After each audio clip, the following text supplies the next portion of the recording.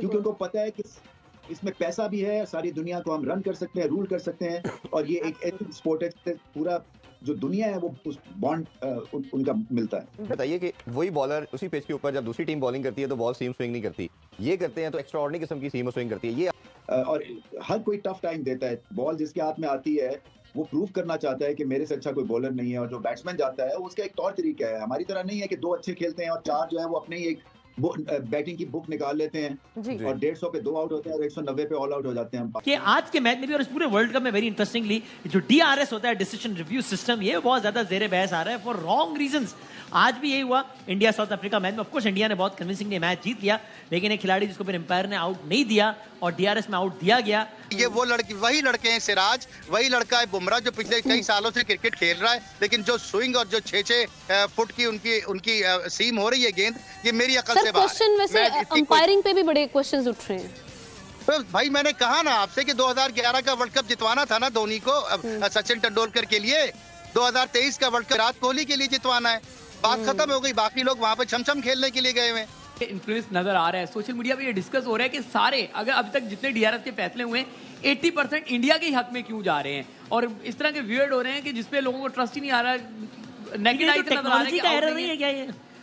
तो sir technology भी बड़ा इंसाफ कर रही है कि उन्हीं के हक में जा रही है, बाकियों के हक में नहीं आ रही टेक्नोलॉजी। बहुत कम फैसले ऐसे हैं जो दूसरी टीमों को जो है ना फेवर में गए हों, इनके यहाँ फैसले बहुत ज्यादा जा रहे हैं। पिचेस इन्हीं की जो कंडीशन को सूट करती हैं वहीं पे मिलती हैं। नहीं तो आप ये नहीं समझते इंडिया ने तैयारी इतनी अच्छी कर ली है, इंडियन जो रिप्लेसमेंट उनकी इतनी कमाल की है। अरे मेरी कैसी बातें करते हैं आप लोग। बाकी टीमें क्या वहाँ पर लूडो खेल रही थी पिछले 4 साल से कि हिंदुस्तान ने इतनी अच्छी तैयारी कर ली है? हिंदुस्तान की टीम, आपने मजाक बना रखा है दुनिया को।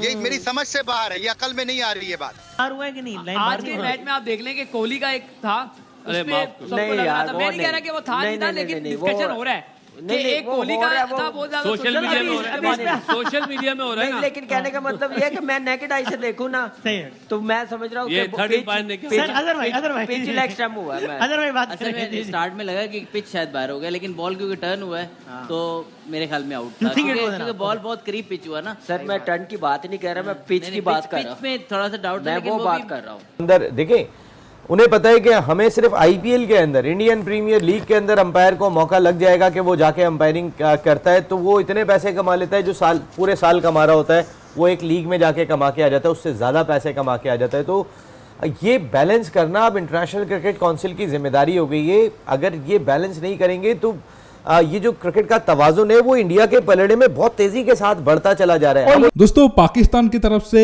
एक दिन ये स्टेटमेंट आता है, भारत के लोग काफी कमजोर है, एक मुसलमान 10 हिंदुओं के बराबर है। दूसरे दिन ये स्टेटमेंट देते हैं, देखो भारत ज़्यादा ताकतवर हो गया है, भारत अपना पावर का इस्तेमाल करके पाकिस्तान को आइसोलेट करने की कोशिश कर रहा है। अगर आप क्रिकेट की बात करें, पाकिस्तान मीडिया में ये रोना धोना चल रहा है, BCCI के पास बहुत सारा पैसा है, BCCI अंपायरों को खरीद लिया है, BCCI ये वर्ल्ड कप को फिक्स कर दिया है, क्योंकि ये वर्ल्ड कप कोहली और रोहित शर्मा का आखिरी वर्ल्ड कप है, इसी वजह से BCCI ये वर्ल्ड कप खरीद कर ये दोनों को गिफ्ट करना चाहता है।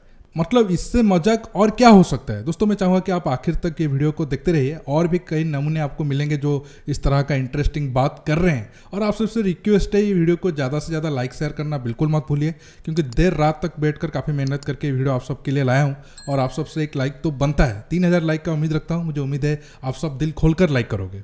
इस वर्ल्ड कप में जहां बहुत सी ऐसी चीज़ें हो रही हैं जो हमें बड़ा शॉकिंग कर रही हैं कि यार ये टीम 83 पे आउट हो गई है, ये टीम तो बहुत इजी थी, इसने इस टीम को कैसे हरा दिया। वहीं एक चीज़ जो इससे पहले कभी इतने सवाल नहीं उठाती थी, वो उठा रही है एम्पायरिंग एंड टेक्नोलॉजी।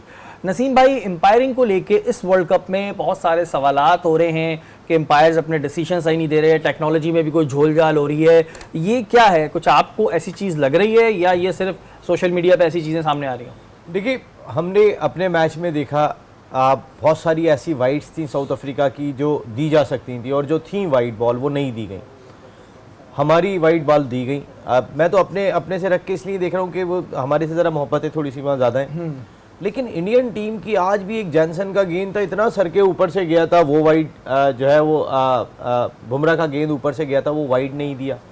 और एक बॉल बहुत क्लोज गया था, वो वाइड दे दिया। टेक्नोलॉजी की जहाँ तक बात है तो टेक्नोलॉजी में बाबर आजम का तकरीबन सिमिलर लगा था अगेंस्ट अफगानिस्तान। वो जो शॉट खेलने के लिए गए थे, उनके ग्लव से गेंद लग के गई थी, बहुत बारीक सा था।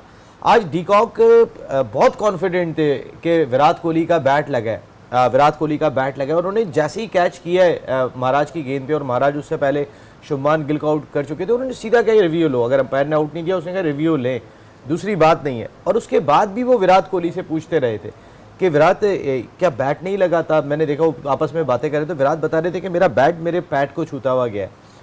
लेकिन जिस वक्त बैट पैड को छूता हुआ गया उस वक्त तो काफ़ी इशारे दिखाई दिए थे, उस वक्त भी इशारा दिखाई दिया था उतना जितना बाबर को जिस पे आउट दिया था, और बाबर बहुत अफसरदा अंदाज से बाहर गए थे।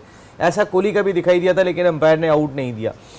टेक्नोलॉजी का फ़ायदा भी है इंडिया को, अंपायरिंग का फ़ायदा भी इंडिया को, जितनी चीज़ें हैं वो सारे फ़ायदे इंडिया को जा रहे हैं। एक तो उनकी टीम मजबूत बहुत ज़्यादा दिखाई दे रही है, दूसरा आपको ऑटोमेटिकली कॉन्फिडेंस आ जाता है शरी भाई के मेरे हक में चीज़ें जा रही हैं। और एक पॉइंट बहुत ही अभी आप डिस्कशन कर रहे थे, उसमें आपने कहा कि खिलाड़ियों का चेक एंड बैलेंस होता है, क्या अंपायर का भी कोई चेक एंड बैलेंस होता है? कभी अंपायरों का चेक एंड बैलेंस होता है। देखें खिलाड़ी तो फिक्सिंग में पकड़े गए, क्या कभी अंपायर को ऐसा पकड़ा गया या पकड़े जा ही नहीं सकते कि भाई ठीक है मैं नो बॉल और वाइट बॉल पे हल्का हाथ रखूंगा, विकेटों पे हल्का हाथ रखूंगा? नसीम भाई इनका चेक एंड बैलेंस कैसे होगा? अंपायरों को जो इतने बड़े बड़े चीजें हमारे सामने, हम कह रहे हैं आउट है, वो कह रहे हैं नॉट आउट है।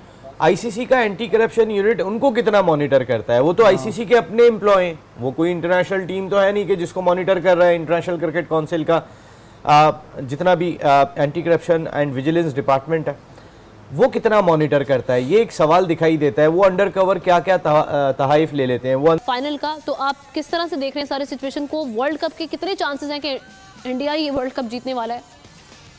मुझे तो ये लग रहा है कि ये वर्ल्ड कप बाकायदा कस्टम मेड किया गया इंडिया के लिए, जैसे कि 2011 का वर्ल्ड कप किया गया था। मेरी अक्ल में ये बात नहीं आ रही कि एक टीम 370 रन बनाती है दूसरी टीम के खिलाफ, हिंदुस्तान के खिलाफ आके 83 पे आउट हो जाती है, 55 पे आउट हो जाती है, 140 पे आउट हो जाती है।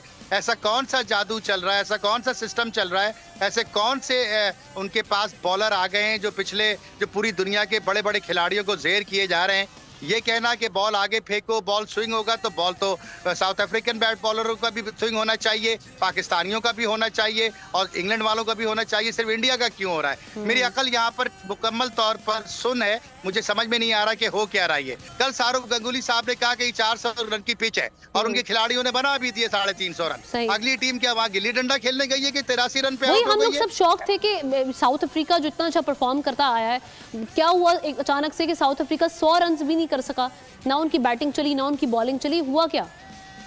नहीं, आप साउथ अफ्रीका का रो रही हैं, मैं तो एशिया कप के पीछे आपको एशिया कप पे ले जाता हूँ। वे श्रीलंका ने क्या क्या धमाकेदार परफॉर्मेंस दी और फाइनल में आकर के श्रीलंका का परफॉर्मेंस आपने देखा, हिंदुस्तान के हार गए, 50 या 55 कर पाए थे और 50-55 कर पाए। अभी इंग्लैंड के साथ क्या हुआ, साउथ अफ्रीका के साथ, ऑस्ट्रेलिया के साथ क्या हुआ, ये मुझे बिल्कुल समझ नहीं आ रही। और क्रिकेट का कोई पंडित ये बात अगर मुझे समझाने की कोशिश करे कि हिंदुस्तान की तैयारी बड़ी अच्छी है, हिंदुस्तान के पास दुनिया के बेहतरीन बॉलर्स हैं, मैं मानने को तैयार नहीं।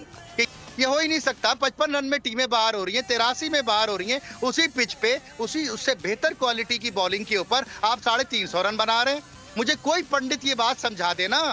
अच्छा, कौन से जादूगर ऐसे पैदा ये बताइए जो देखिए, मैं पहले भी कह चुका था और अब भी कह रहा हूँ, भारत के पास पैसा बहुत है, भारत जो चाहे वो कर सकता है। अगर पाकिस्तान को लग रहा है भारत ये वर्ल्ड कप पहले से फिक्स करके रखा है, हालांकि पाकिस्तान को अगर आप छोड़ दो, कोई और कंट्री की तरफ से ऐसा स्टेटमेंट नहीं आया है। अगर पाकिस्तान को ही लग रहा है सारे टीम बिक चुके हैं बीसीसीआई के सामने, तो फिर वो अपना टीम क्यों भेज रहे हैं? क्या उनके टीम के प्लेयर को भारत से भी पैसा चाहिए? मतलब वो भी भारत से पैसा लेकर अभी खेल रहे हैं। छोड़िए, आप उनका दिमाग की हालत क्या है आप सब जानते हो। जहाँ पर ऐसा बात हो सकता है कि बॉल पर चिप लग सकता है या फिर पिच पर स्प्रे करके बॉलिंग पिच को बैटिंग पिच बनाया जा सकता है, उस देश के बारे में हम क्या ही कह सकते हैं। दोस्तों, आज की वीडियो में बस इतना ही। आपको ये वीडियो कैसा लगा नीचे कमेंट बॉक्स में कमेंट करके बताइए और ये वीडियो को ज़्यादा से ज़्यादा लाइक शेयर करना बिल्कुल मत भूलिए।